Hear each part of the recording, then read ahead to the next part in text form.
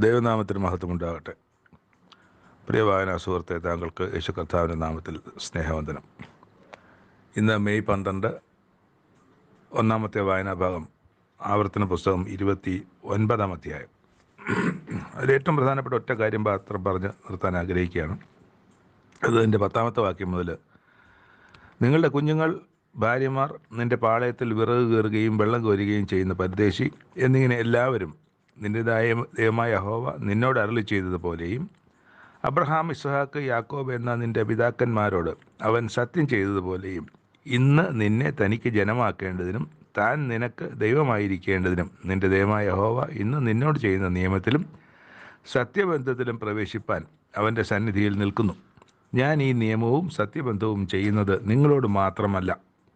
അതാണ് അവിടുത്തെ പ്രധാന കാര്യം. നിങ്ങളോട് മാത്രമല്ല, ഇന്ന് നമ്മോടുകൂടെ നമ്മുടെ ദൈവമായ യഹോവയുടെ സന്നിധിയിൽ നിൽക്കുന്നവരോടും ഇന്നിവിടെ നമ്മോടുകൂടി ഇല്ലാത്തവരോടും തന്നെ. ആരാണ് ആ ഇല്ലാത്തവർ? അത് മറ്റാരുമല്ല, ഇനി തലമുറയായി ജനിക്കാനിരിക്കുന്ന ഇവരുടെ മക്കളെക്കുറിച്ചാണ്. ആ മക്കളോടും കൂടിയാണ് ഈ പറയുന്ന കൽപ്പനകൾ. ഇന്ന് 27, 28, 29 അധ്യായമായി. 29 അധ്യായങ്ങളായിട്ട് തുടർച്ചയായിട്ട് മോശെ ഈ ജനത്തോട് സംസാരിച്ചു കൊണ്ടിരിക്കുകയാണ്. ഇതൊരു പുതിയ തലമുറയാണ്. ഇവർക്ക് ഈ കാര്യങ്ങളെക്കുറിച്ച് അറിയില്ല. ചിലതൊക്കെ കേട്ടറിവുകളേ ഉള്ളൂ.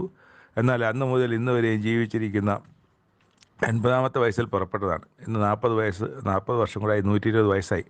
അപ്പോൾ ഈ ദീർഘമായ കാലയളവിലുള്ള അറിവുകളും കാര്യങ്ങളും ദൈവത്തിൻ്റെ പ്രവൃത്തിയും ദൈവത്തിൻ്റെ ഇടപെടലുകളും ദൈവത്തിൻ്റെ ജനത്തിൻ്റെ വ്യത്യസ്തതയും ദൈവത്തിൻ്റെ ജനത്തെ ദൈവം എങ്ങനെയാണ് കണ്ടിരിക്കുന്നതെന്നും ദൈവത്തിൻ്റെ ജനത്തിന് ദൈവം എന്താണ് കൊടുക്കാൻ വെച്ചിരിക്കുന്നതെന്നും അങ്ങനെ കൊടുക്കപ്പെടുമ്പോൾ, അവിടെ ചെല്ലുമ്പോൾ, ആ ദേശം അവകാശമാക്കുമ്പോൾ എങ്ങനെ ജീവിക്കണമെന്ന് അവരോട് പറയുന്നതിൽ നിങ്ങൾക്ക് മാത്രമല്ല, നിങ്ങളുടെ ജനിക്കാനിരിക്കുന്ന മക്കൾ, എത്ര തലമുറയോളം ജനിക്കാനിരിക്കുന്ന എല്ലാവർക്കും വേണ്ടി. അപ്പം നിങ്ങൾ എന്ത് ചെയ്യണം? നിങ്ങളിത് നിങ്ങളുടെ അടുത്ത മക്കളോടും കൊച്ചുമക്കളോടും നന്നായി, ശക്തമായി, ശ്രേഷ്ഠമായി, വിശുദ്ധിയായി, വിശദമായി മനസ്സിലാക്കത്തക്ക രീതിയിൽ അവർക്ക് പറഞ്ഞു കൊടുക്കണം. അവരെ അതിൽ ഉറപ്പിക്കാൻ വേണ്ടി വലിയ അധ്വാനം ചെയ്യണം.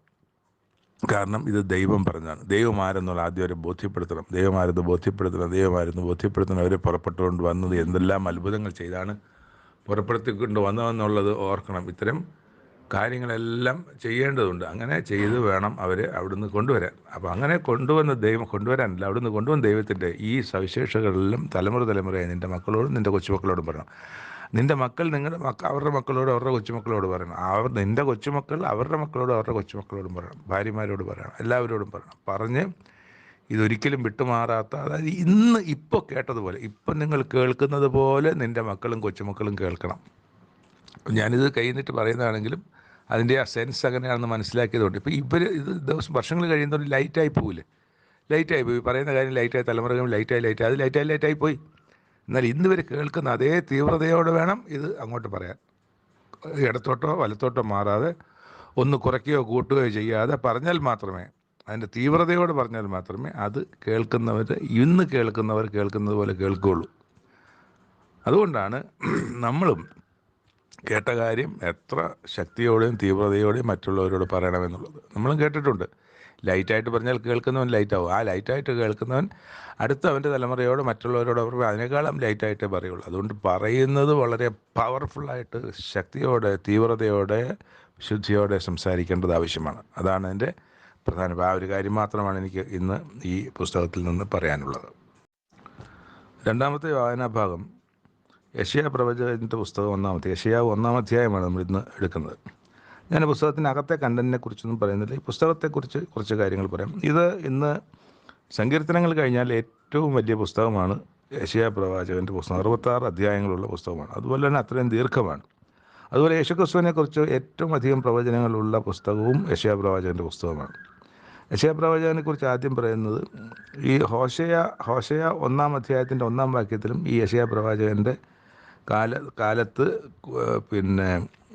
പ്രവാചക ശുശ്രൂഷ നടത്തിയിരുന്ന മറ്റൊരു ആളായിട്ട് ഹോശയ പ്രവാചകനെ കാണാം. ഹോശയ പ്രവാചകൻ 1-ന്റെ 1 വായിച്ചാലും ഈ രാജാക്കന്മാരുടെ കാലത്ത് ഹോശയ പ്രവാചകനും പ്രവചന ശുശ്രൂഷ നടത്തിയെന്ന് നമുക്ക് മനസ്സിലാവും.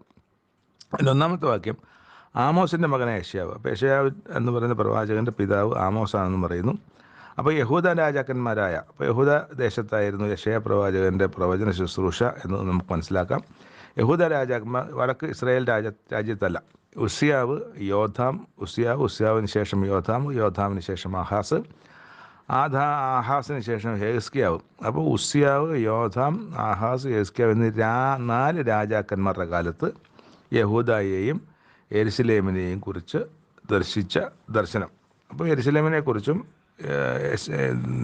യഹൂദയെക്കുറിച്ചും യഹൂദ ജനത്തെക്കുറിച്ചും യഹൂദ രാജാക്കന്മാരെക്കുറിച്ചും യഹൂദയുടെ ഭാവിയെക്കുറിച്ചും ഒക്കെ പറഞ്ഞ പ്രവാചകനാണ്.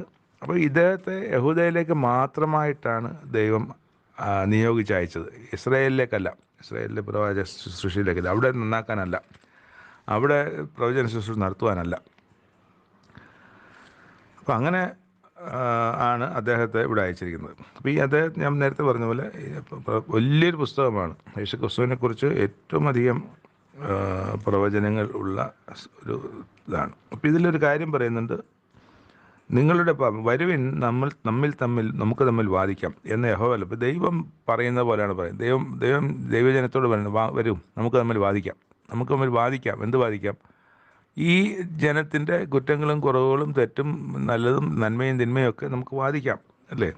പറയാം, നിങ്ങളുടെ പാപങ്ങൾ കടും ചുവപ്പായിരുന്നാലും ഹിമം പോലെ വെളുക്കും, രക്താൻബരം പോലെ ചുവപ്പായിരുന്നാലും പഞ്ഞി പോലെ ആയിത്തീരും. അങ്ങനെ ആയിത്തീരും, ഞാനതാക്കി തീർക്കും. അതിനെന്ത് വേണം? നിങ്ങൾക്ക് മാനസാന്തരം വേണം. നിങ്ങൾ എൻ്റെ അടുക്കലേക്ക് വരണം, എൻ്റെ അടുക്കലേക്ക് മടങ്ങി വന്ന് അത് ശരിയാക്കി, അത് നിങ്ങൾ മാനസാന്തരപ്പെട്ട് താഴ്മ വന്നാൽ മാത്രം അത് കടും ചുവപ്പായിരുന്നാലും അത് ഹിമം പോലെ വെണ്മയുള്ളതാക്കും.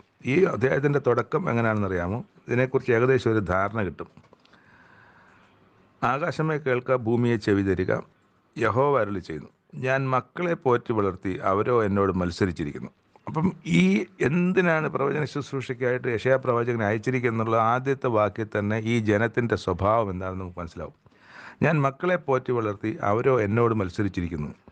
കാള തൻ്റെ ഉടയവനെയും കഴുത തൻ്റെ യജമാനൻ്റെ പുൽത്തൊട്ടിയെയും അറിയുന്നു, ഇസ്രായേലും അറിയുന്നില്ല. എൻ്റെ ജനം ഗ്രഹിക്കുന്നുമില്ല. അയ്യോ, പാപമുള്ള ജാതി, അകൃത്യഭാരം ചുമക്കുന്ന ജനം, ദുഷ്പ്രവർത്തിക്കാരുടെ സന്തതി, വഷളായി നടക്കുന്ന മക്കൾ. അവർ യഹോവയെ ഉപേക്ഷിച്ച് ഇസ്രായേലിൻ്റെ പരിശുദ്ധനെ നിരസിച്ച് പുറകോട്ട് മാറിക്കളഞ്ഞു. നിങ്ങളെ അടിച്ചിട്ട് എന്ത്? നിങ്ങൾ അധികം പിന്മാറുകയുള്ളൂ. തല മുഴുവനും ദീനവും ഹൃദയം മുഴുവനും രോഗവും പിടിച്ചിരിക്കുന്നു. അടി തൊട്ട് മുടി വരെ ഒരു സുഖവുമില്ല. മുറിവും ചതവും പഴുത്ത വ്രണവും മാത്രമേ ഉള്ളൂ. അവയെ ഞെക്കി കഴുകിയിട്ടില്ല, വെച്ച് കെട്ടിയിട്ടില്ല, എണ്ണ പുരട്ടി ശമിപ്പിച്ചിട്ടുമില്ല. നിങ്ങളുടെ ദേശം ശൂന്യമായി, നിങ്ങളുടെ പട്ടണങ്ങൾ തീക്കിരയായി. നിങ്ങൾ കാണുക, അന്യജാതിക്കാർ നിങ്ങളുടെ നാട് തിന്നുകളയുന്നു. അത് അന്യജാതിക്കാർ ഉന്മൂലനാശം ചെയ്തതുപോലെ ശൂന്യമായി കിടക്കുന്നു. അപ്പോൾ ഇതൊക്കെയാണ് ഇന്നത്തെ യെശയ്യാ പ്രവാചകൻ്റെ പ്രവേശന സമയത്ത്, യെശയ്യാ പ്രവാചകനെ അയക്കുന്നതിന് മുമ്പും ആ സമയത്തുമുള്ള യഹൂദാദേശത്തിൻ്റെ യെരുശലേമിൻ്റെ അവസ്ഥ. നമ്മൾ കുറച്ച് മുമ്പ് ആവർത്തന പുസ്തകം വായിച്ചപ്പോൾ നമ്മൾ കണ്ടൊരു കാര്യമാണ്, ഇന്ന് ജീവിച്ചിരിക്കുന്നവരോട് മാത്രമല്ല, ഇത് കേൾക്കാത്ത ഇന്നിവിടെ ഇല്ലാത്തവരോടും കൂടി നീ സംസാരിക്കണം എന്ന് അവരോട് മോശെ പറയുമ്പോൾ, അന്ന് ഇല്ലാത്തവരാണ് ഇവരിപ്പോൾ ഈ കേൾക്കുന്നത്. ഇപ്പം നമ്മൾ ഈ വായിച്ച ജനം, ഈ തെറ്റി നടക്കുന്ന ജനം. ഈ ദൈവം ഇവിടെ പറഞ്ഞ, ഞാൻ മക്കളെ പോറ്റി വളർത്തി, അവരോ എന്നോട് മത്സരിച്ചിരിക്കുന്നു. മുഴുവൻ അസുഖവും ദീനവും പിടിച്ചെത്തി. അതൊക്കെ മനസ്സിൻ്റെ അസുഖം ദീനത്തെക്കുറിച്ചാണ്, ശരീരത്തിൻ്റെ അസുഖത്തെ ദീനത്തെക്കുറിച്ചല്ല. അങ്ങനെ ആയിരിക്കുന്നൊരു ജനമായി മാറി. അപ്പോൾ ഇത് മനസ്സിൽ കണ്ടുകൊണ്ടാണ്, അല്ലെങ്കിൽ ഇത് സംഭവിക്കാൻ സാധ്യതയുള്ളതുകൊണ്ടാണ് ദൈവം അവിടെ മോശയിലൂടെ അവരോട് പറയുന്നത്, നിങ്ങളോട് മാത്രമല്ല, ഇവിടെ ഇല്ലാത്തവരോട്, ഇപ്പോൾ ഇവിടെ ഉള്ളവരോട് മാത്രമല്ല, ഇല്ലാത്തവരോടും കൂടി സംസാരിക്കുന്നു. അപ്പോൾ ആ തീവ്രമായ ഇത് കൈമാറ്റം ചെയ്യപ്പെടൽ, അടുത്ത തലമുറയോട് കൈമാറ്റം ചെയ്യപ്പെടേണ്ട ദൈവകൽപ്പനയുടെ ഒരു കൽപ്പന പറഞ്ഞാൽ പോരാ, അവരത് അനുഷ്ഠിക്കുന്നവരും ആകണം. അവരനുഷ്ഠിക്കുന്നവരാണെങ്കിൽ മാത്രമേ, പറയുന്നത് മാത്രം കേൾക്കത്തില്ല. അവരുടെ ജീവിതം, മാതാപിതാക്കളുടെ ജീവിതം കണ്ടാണ് മക്കൾ അതിനെ അനുഷ്ഠിക്കുന്നത്. അപ്പോൾ അവിടെയാണ് അതിൻ്റെ പ്രാധാന്യം. അവർ പറഞ്ഞാൽ മാത്രം പോരാ, പറയുക മാത്രമല്ല, അതിനേക്കാൾ തീവ്രമായി അവരുടെ ജീവിതത്തിൽ അത് പകർത്തുകയും ചെയ്താലും ഒക്കെ. അതവിടെ സംഭവിച്ചില്ല എന്നുള്ളതിൻ്റെ തെളിവാണ് തലമുറയായി ഈ അപജയം വന്ന് ഇന്നിപ്പോൾ യെശയ്യാ പ്രവാചകൻ എത്രയോ തലമുറയായി. ഇപ്പോൾ ഇത് രാജാക്കന്മാരുടെ കാലത്തിന് ഇപ്പോൾ എത്രാമത്തെ രാജാവാണ്? 8ാമത്തെ 10ാമത്തെ രാജാവിൻ്റെ കാലത്താണ് ഇപ്പോൾ നിൽക്കുന്നത്. അപ്പോൾ ആ രാജാവിൻ്റെ അത്രയും തലമുറ, യോശുവയുടെ കാലം, യോശുവയ്ക്ക് ശേഷം ന്യായാധിപന്മാരുടെ കാലം, പിന്നെ ശമൂവേൽ തുടങ്ങിയുള്ള പ്രവാചകന്മാരുടെ കാലം, രാജാക്കന്മാരുടെ കാലം, ഈ ഒരു കാലമൊക്കെ ഇങ്ങനെ നടന്നു എത്രയോ നൂറ്റാണ്ടുകളായി. ഇപ്പോൾ ഈ നൂറ്റാണ്ടുകൾ എത്രയോ തലമുറകൾ ജനിച്ച് വളർന്ന് മരിച്ചു, അടക്കപ്പെട്ടു. വീണ്ടും പുതിയ തലമുറകൾ ജനിച്ചു. അപ്പോൾ ഈ തലമുറകളുടെ ഓരോ കാലഘട്ടത്തിലും ഇത്തരം പ്രശ്നങ്ങൾ ഉണ്ടായിട്ടുണ്ട്. അപ്പോൾ അതുകൊണ്ടാണ് കാലാകാലങ്ങളിൽ യെശയ്യാ പ്രവാചകനടക്കമുള്ള മറ്റ് പ്രവാചകന്മാരെ ദൈവം ഈ ജനത്തിൻ്റെ ഇടയിലേക്ക് അയച്ചത്, അവരെ നേരെയാക്കാൻ വേണ്ടി. അത്തരമൊരു പ്രവാചകൻ, ശ്രേഷ്ഠനായ ശക്തനായ വലിയവനായ ഒരു പ്രവാചകനാണ് യെശയ്യാ പ്രവാചകൻ. നമുക്ക് ബാക്കി ദിവസങ്ങളിൽ മുമ്പോട്ടുള്ള കാര്യങ്ങൾ ഇതിൻ്റെ കണ്ടൻറ്റിലേക്കൊക്കെ പോകാം എന്ന് വിചാരിക്കുന്നു. എന്നാൽ ഒരു വലിയ അളവിൽ നമ്മൾ യെശയ്യാ പ്രവാചകൻ്റെ വരവിൻ്റെ ഉദ്ദേശത്തെ സംബന്ധിച്ചും ആ കാലത്തെ ജനത്തിൻ്റെ അവസ്ഥയെ സംബന്ധിച്ചും നമ്മൾ മനസ്സിലാക്കാൻ കഴിഞ്ഞു എന്ന് വിശ്വസിക്കുന്നു. മൂന്നാമത്തെ വായനാഭാഗം അപ്പോസ്തല പ്രവർത്തനത്തിൽ 27-ാം അധ്യായം. അപ്പോൾ ഇവിടെ യാത്രയാണ്. എങ്ങോട്ടുള്ള യാത്രയാണ്? ഇറ്റലിയിലേക്കുള്ള യാത്ര. ഇറ്റലിയിലേക്ക് റോമിലേക്കുള്ള യാത്രയാണ്. അപ്പോൾ പൗലോസിനെയും ബാക്കി തടവുകാരെയൊക്കെയും ശതാധിപനായി ലൂസിയോസിനെ ഏൽപ്പിച്ച് അങ്ങനെ കടലിൽ പോവാണ്. അവിടുന്ന് ഒരു അദ്രമുത്യ കപ്പലിൽ കയറി തെസലോനിക്കയിൽ നിന്നുള്ള മക്കതോന്യക്കാരനായ റിസർഹോസ്റ്റും ഞങ്ങളോട് കൂടെ ഉണ്ടായിരുന്നു. അപ്പം ഞങ്ങളോട് കൂടെ ഉണ്ടായിരുന്നു. അപ്പോൾ ഈ ഞങ്ങളുടെ കൂട്ടത്തിൽ ഈ പോയ യാത്രയിൽ, ഈ റോമിലേക്കുള്ള യാത്രയിൽ ആരുണ്ടായിരുന്നു കൂടെ? ഈ ലൂക്കോസ് എന്ന രചയിതാവ് ഉണ്ടായിരുന്നു നമുക്ക് മനസ്സിലാക്കാം. അപ്പോൾ അങ്ങനെ അവിടുന്ന് പുറപ്പെട്ട് ലൂസിയോസ് പൗലോസിനോട് ദയ കാണിച്ചു എന്നാണ്. ഇപ്പോൾ സ്നേഹിതന്മാരുടെ അടുക്കൽ പോയി സൽക്കാരം കൈക്കൊള്ളാനൊക്കെ അനുവദിച്ചു. ഇവിടെ ചെന്നപ്പോൾ സീതോനിലെത്തിയപ്പം അത് കഴിഞ്ഞ് വീണ്ടും അവിടുന്ന് യാത്ര പുറപ്പെട്ട് കുപ്രോസ് ദ്വീപിൻ്റെ മറപറ്റിയോടി കിലിക്കിയ പംഫുല്യ കടൽ വഴിയായി ചെന്ന് ലുക്കിയയിലെ മുറ പട്ടണത്തിൽ ചെന്നു. അവിടുന്ന് പിന്നെ ഒരു അലക്സാണ്ടറിൻ്റെ കപ്പൽ കണ്ട് അവിടുന്ന് കയറ്റി അവിടുന്ന് ക്നീന്തോസ് തൂക്കിൽ പ്രയാസത്തോടെ എത്തി. കാറ്റ് സമ്മതിക്കാത്തതുകൊണ്ട് ക്രേത്ത ദ്വീപിൻ്റെ മറപറ്റി ശൽമോനയ്ക്ക് നേരെ ഓടി പ്രയാസത്തോടെ ശുഭ തുറമുഖം എന്ന പേരുള്ള സ്ഥലത്തെത്തി. ഇങ്ങനെ കുറേ നാൾ ചെന്ന ശേഷം നോമ്പുമൊക്കെ കഴിഞ്ഞിരിക്കുമ്പോൾ പിന്നെ കപ്പലോട്ടം വളരെ വൈഷമ്യമാണ് അന്നത്തെ കാലത്തെ കപ്പലോട്ടം എന്ന് പറയുന്നത്. കാറ്റിനെ ആശ്രയിച്ചാണ് കപ്പലോടുന്നത്. കാറ്റ് എങ്ങോട്ടെങ്കിലും തിരിഞ്ഞാൽ കാറ്റ് ഒരു ദിശയിലോട്ട് കാറ്റാണ്, നമ്മൾ ഉദ്ദേശിക്കുന്ന ദിശയിലോട്ടാണ് ഇപ്പോൾ കാറ്റ് എന്നറിയുമ്പോഴാണ് യാത്ര പുറപ്പെടുന്നത്. അത് ആ കാറ്റല്ലേ, കാറ്റ് അങ്ങനെ തന്നെ ആയിരിക്കണമെന്നില്ല. കുറേ കഴിയുമ്പോൾ കാറ്റ് വേറെ ദിശയിലേക്ക് പോകും. അപ്പോൾ ചിലപ്പോൾ പുറകോട്ട് കപ്പലോടേണ്ടി വരും, അല്ലെങ്കിൽ ഈ പായൊക്കെ താഴ്ത്തി വെച്ചിട്ട് ചുമ്മാ ഇങ്ങനെ വെള്ളത്തിൽ പൊങ്ങി കിടക്കേണ്ടി വരും. ഇങ്ങനെയൊക്കെയുള്ള കാര്യങ്ങളുണ്ട്. അപ്പോൾ കപ്പലോട്ടം ഇന്ന് നമ്മൾ കാണുന്ന പോലുള്ള കപ്പലോട്ടമല്ല. ഒരു ഡയറക്ഷൻ ക്രമീകരിച്ചാൽ അതിൽ മോട്ടോറോ അങ്ങനെയൊന്നും ഇല്ല. അതിനെ കാറ്റിനെയൊക്കെ വെള്ളത്തിനെയും കാറ്റിനെയൊക്കെ പ്രതികൂലമാക്കിക്കൊണ്ട് അതിന് മുമ്പോട്ട് പോകാനുള്ള ശക്തിയൊന്നും അന്നത്തെ കപ്പലില്ല. കാറ്റിൻ്റെ അതനുസരിച്ചാണ് ഇരിക്കുന്നത്. കാറ്റ് വലിയ കൊടുങ്കാറ്റടിച്ചാൽ കപ്പൽ തകരും. അപ്പം അങ്ങനെയുള്ളൊരു കപ്പലോട്ടത്തിലാണ് ഇപ്പോൾ ആയിരിക്കുന്നത്. അപ്പോൾ ഇവിടെ വെച്ച് പറയുന്നുണ്ട്, ഈ യാത്രയിൽ ചരക്കിനും കപ്പലിനും മാത്രമല്ല നമ്മുടെ പ്രാണങ്ങൾക്കും കഷ്ടം വരും എന്ന് പറഞ്ഞുകൊണ്ട് അവരെ പ്രബോധിപ്പിച്ചു. പക്ഷേ അതുകൊണ്ട് കപ്പലോട്ടം തൽക്കാലം വേണ്ട എന്നുള്ളതായിരിക്കണം അവിടെ പൗലോസ് അപ്പോസ്തലൻ പറഞ്ഞെന്ന് തോന്നുന്നു. പക്ഷേ ശതാധിപന് ആണെങ്കിൽ പൗലോസ് പറഞ്ഞതിനേക്കാളും കപ്പലിൻ്റെ ഉടമസ്ഥൻ്റെയും ക്യാപ്റ്റൻ്റെയും ഒക്കെ വാക്കാണ് വിശ്വസിച്ച് അങ്ങനെ അവിടുന്ന് പുറപ്പെട്ടു. പിന്നെ ഈശാനമൂലൻ എന്ന കൊടുങ്കാറ്റടിച്ചു. കാറ്റ് കപ്പലിൻ്റെ നേരെ നിൽപ്പാൻ കഴിയാതെ കുടുങ്ങുകയാൽ. അപ്പോൾ അവിടെ വെച്ച് വലിയ പ്രശ്നമുണ്ടായി. ഒരു മണൽത്തിട്ടമേൽ അകപ്പെടുമെന്ന് വിചാരിച്ച് പായൊക്കെ ഇറക്കി അങ്ങനെ പാറിപ്പോയി.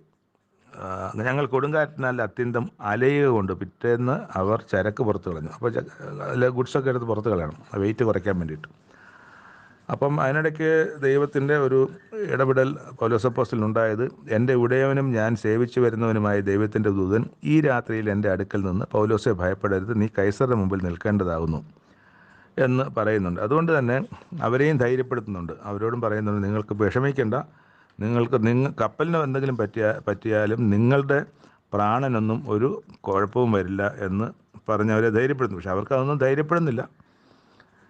അങ്ങനെ അവിടെ നിന്ന് കപ്പലിൽ ഞങ്ങളാകെ 276 ആൾക്കാരെ കൊള്ളുന്ന കപ്പലാണ്. തീരെ മോശപ്പെട്ട കപ്പലല്ല. നമ്മുടെ ട്രാൻസ്പോർട്ട് ബസ്സിൽ തന്നെ 50 പേരാണ് കൊള്ളുന്നത് അല്ലേ.